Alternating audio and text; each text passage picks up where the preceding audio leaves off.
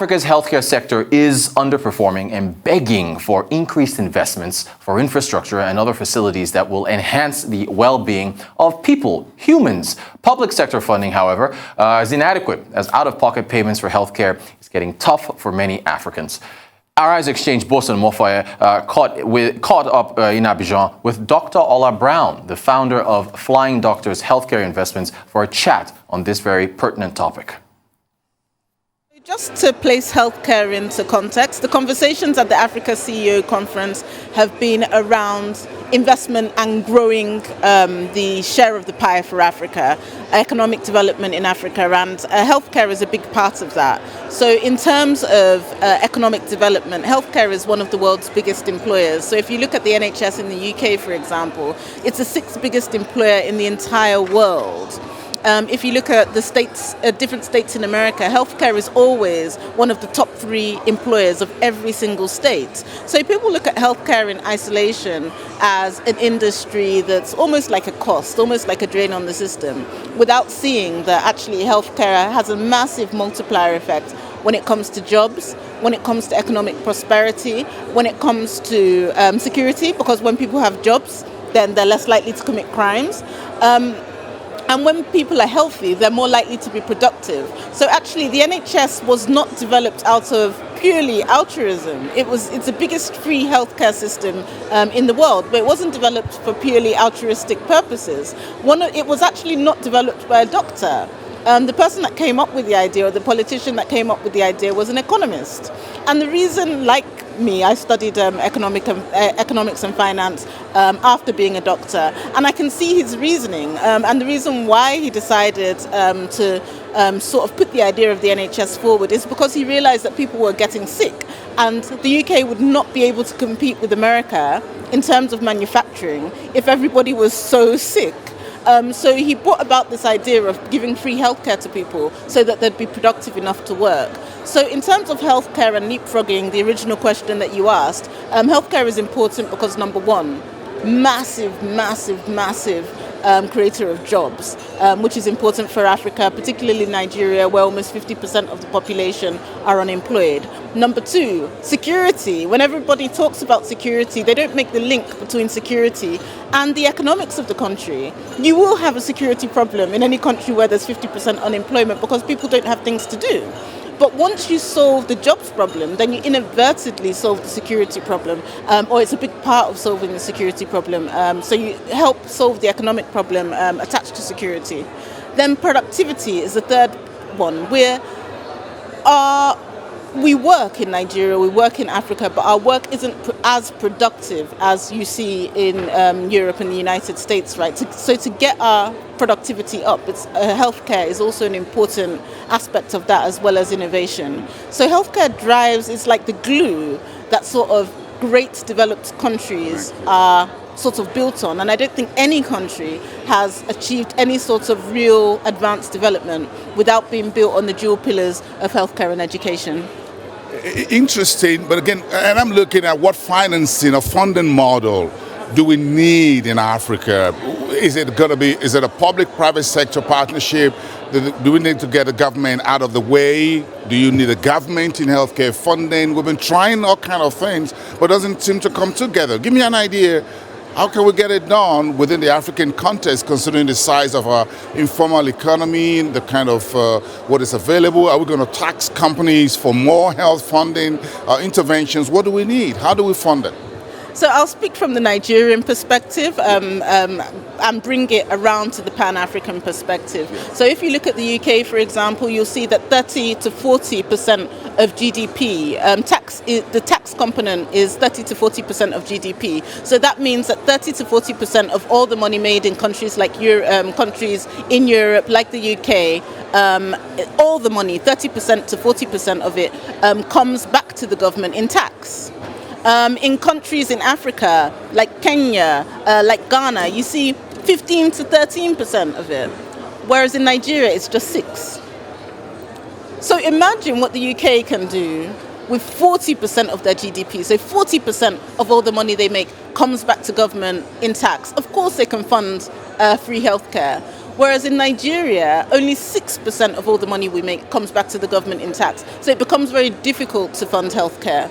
And then when you look at countries even like Afghanistan, Afghanistan was busy fighting, the most powerful country in the world and active insurgency. But still, their tax to GDP ratio was 9%. So 9% of all the money that Afghanistan made came back to the government in tax. So you can see that Nigeria is doing really, really poorly in terms of tax collection. And that definitely needs to improve to assist healthcare financing. I also think that the government has been trying to do everything themselves. And a rich government trying to do everything themselves is different from a poor government trying to do everything themselves. And if you have 6% of tax as GDP, if your GDP per capita, for instance, GDP per capita is your share, each person's share of the national cake. So there's a lot of people from Europe here. I met a guy from Luxembourg. I was just speaking to him earlier. His share of the national cake is actually $80,000, his GDP per capita. So if they divided all the money that Luxembourg makes by the number of people, he would get $80,000. If you did the same thing in America, you would get $60,000. If you did the same thing in the UK, you would get $40,000. Each person would get $40,000 in a year if they divided all the money that the country makes. In Nigeria, it's probably about $1,500.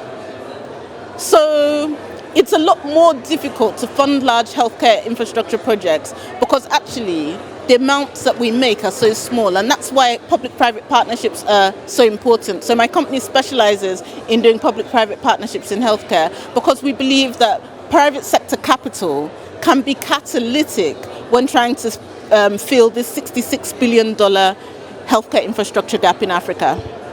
Interesting the way we can leapfrog this, but again, how do we mobilize folks at the bottom of the pyramid to be able to find affordable healthcare on the African continent? That is one very important conversation which folks we try the HMO, we try whatever, but 50% unemployment, where would you guys find the money? Because they don't even have the jobs to start with. I don't even think that they should be paying for healthcare. So I think giving Nigeria as an example, because that's the economy I know the most, we subsidize fuel, PMS. We subsidize electricity. We subsidize fertilizer.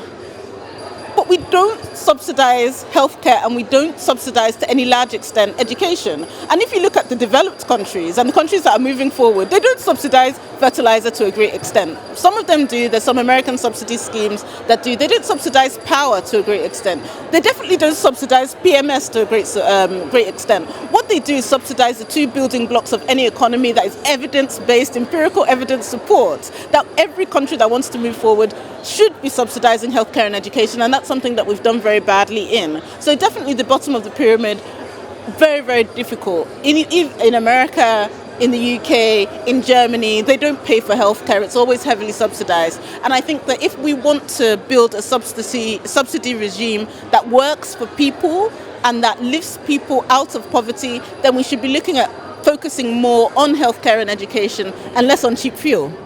Ghana doesn't subsidize. Ghana subsidizes healthcare, but doesn't subsidize fuel to the same extent as Nigeria. So as you find in Nigeria, people find it more profitable to actually take our fuel to Ghana and get the sort of arbitrage on that. So if Ghanaians can afford fuel at the right price, then Nigerians can afford it as well. And we should be focusing on things that lift people out of poverty, like education, like healthcare. We have some of the highest maternal mortality rates in the entire world. More women die in Nigeria than almost anywhere in the world. It's one of the most dangerous places to become a mother in the entire world. These are the issues, not cheap fuel. Do you think Africa CEOs need to watch their health?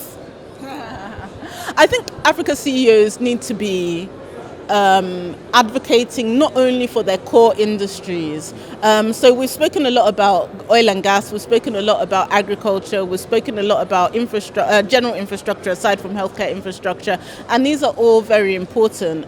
But I think, beyond your core industry, Africa can happen to anyone. Africa has the worst healthcare in the world right now. More people die more children die under the age of 5 years old from preventable diseases in Africa than anywhere else in the world. We have the highest rates of maternal mortality. We have the highest death rates from traumatic injury and accidents in the world. And I think that if we're still living in that circumstance, then we can't do meaningful business unless we have the basic building blocks of a civilized society, which I've repeated over and over again, which are healthcare and education. So our role as CEOs is not just to make profit from oil and sort of gas and palm oil and cash crops, but also make sure that the profits we make and the business we do is a force for good in our communities, and use our voices to advocate for better governance in the areas that really, really matter to the most vulnerable in our society.